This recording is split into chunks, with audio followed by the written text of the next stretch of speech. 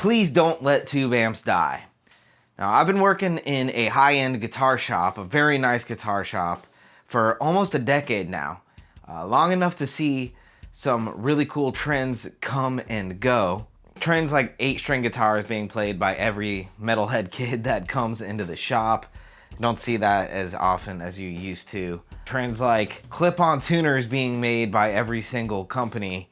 And it really does feel like every single company makes a clip-on tuner now. I'm looking at you, Fender, Taylor, PRS, all of these companies here. The one thing that I've noticed in this industry is the decline of tube amp sales in the last couple of years specifically. It's heavily slowed down, and I find it a little bit concerning as I am a huge and avid collector of tube amplifiers.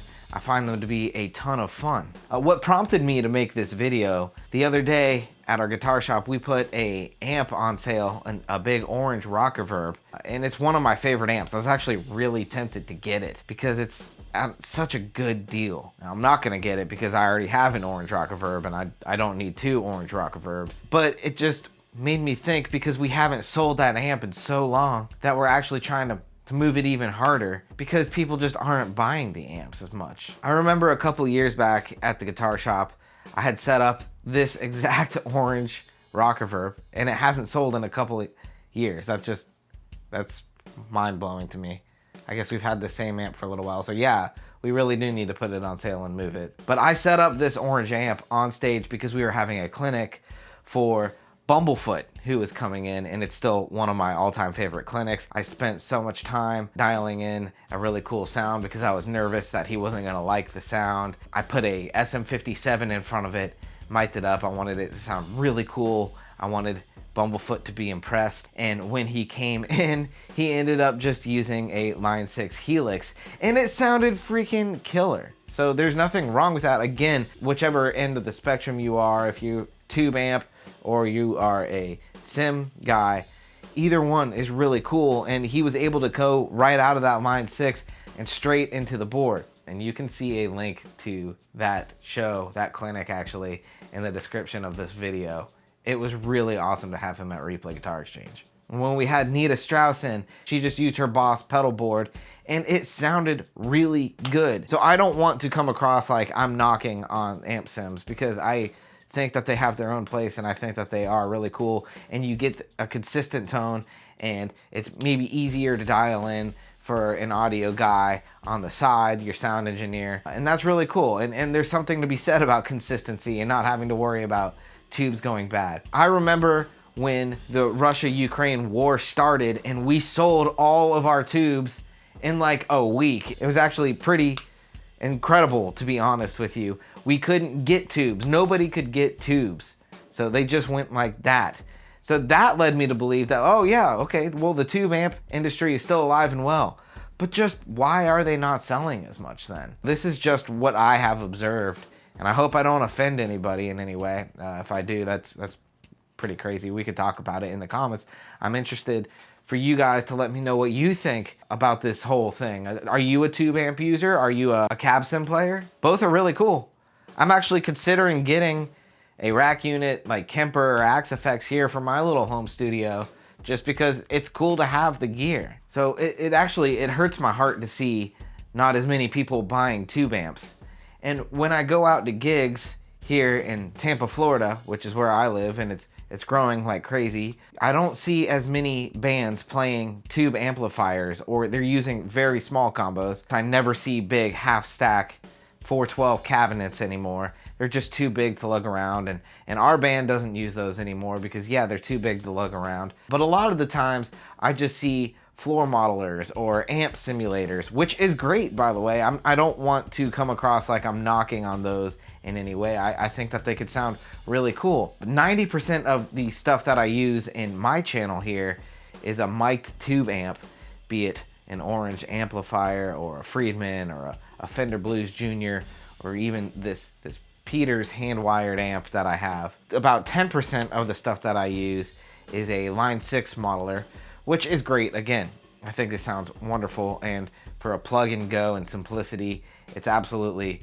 the way to go. But there's something ritualistic about having a tube amp that I still love, and I don't want to see this trend die, because I feel like it is dying. And of course, tubes and amps have been around since like the start, right? You know, all the best records ever were obviously done with a tube amplifier. It's only modern times that we hear more of the amp simulation stuff, and I just fear, I fear maybe that like this coming generation will be like, what's a tube amp? No, I hope that doesn't happen. I really hope that doesn't actually happen.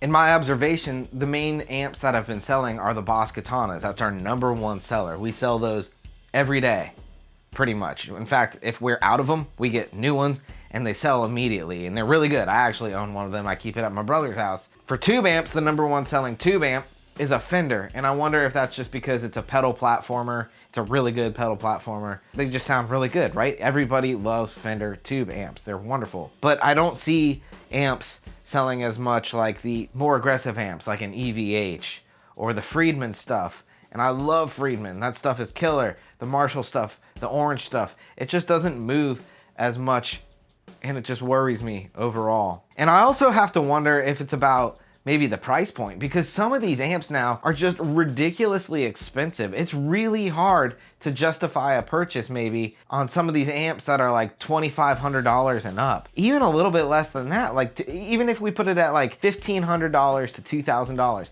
that's a lot of money. You could just get the Line 6 Helix for what, 1,500 bucks, and you have so many different options. You have all these effects that you don't get with a tube amp, because if you wanted those effects, you'd still have to get all the pedals, and there's an art to collecting it all, but it's still different, right? You get it all in one. I'm also interested in people's thoughts about how the amps might sound on stage. I still lug big ass tube amps to every gig that I do, and I see a lot of people that don't do that. They might use like an Axe effect system or a Kemper system, and I know it's a lot about how you dial it in. Sometimes I notice that when I'm playing the tube amp that I'm playing, usually a Friedman or an Orange on stage, our sound really just pushes, and you can actually feel it in your chest, and you feel that warmth of the tube amp, the push of the air. And it's not always the same with Sims. And again, I think it's kind of how you dial it in. I think it's kind of how the sound engineer behind the mixing board